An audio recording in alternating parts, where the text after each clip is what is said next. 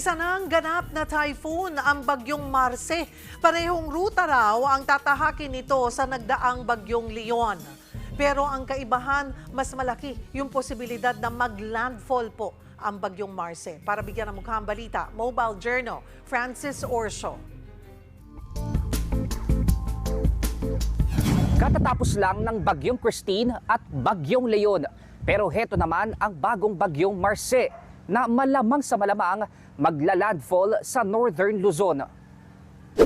Huling namataan ang bagyong Marce na ngayon ay isa ng typhoon sa layong mahigit 500 kilometro silangan ng Baler, Aurora. May lakas ito ng hangin na 120 kilometers per hour at pagbugso na pumapalo ng 150 kilometers per hour. Habang tinatahak ng bagyo ang direksyong pakadluran sa bilis na 30 kilometers per hour. Kapansin-pansin na halos pareho ang ruta ng bagyong Marce sa bagyong Leon. Pero sabi ng Pag-asa, mas malaki ang tsansa na tumama ito sa lupa. May possible landfall scenario po tayo sa may area ng Babuyan Islands. Ngunit dahil nakikita po natin na yung area po ng Northern Luzon ay nakapaloob pa rin dito sa ating forecast probability cone, maaring mas bumaba pa yung track nitong bagyong Marce at posible din po yung landfall scenario sa may bahagi ng Cagayan, gayon din sa may Isabela.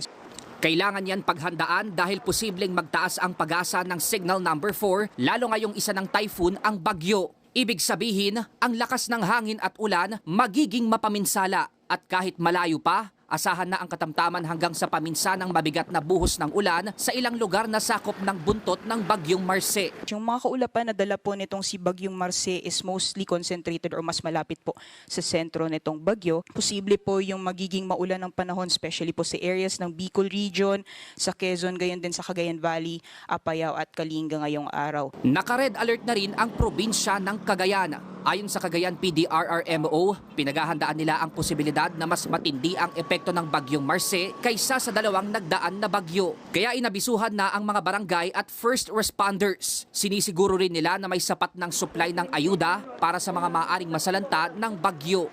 Given that we are now red alert status, nasa Charlie Emergency Response Protocol tayo, all local chief executive are actually advised to conduct not just preemptive, but forced evacuation. Pag medyo malapit na nasa mga evacuation centers na yung ating mga constituents. Ito na ang unang bagyo ngayong Nobyembre, pero asahang may mga susunod pa bago matapos ang taon. Kaya ngayon pa lang, maging alerto na para mas handa sa panahon ng sakuna. Mobile journalist Francis Orso po, hatid ang mukha ng balita.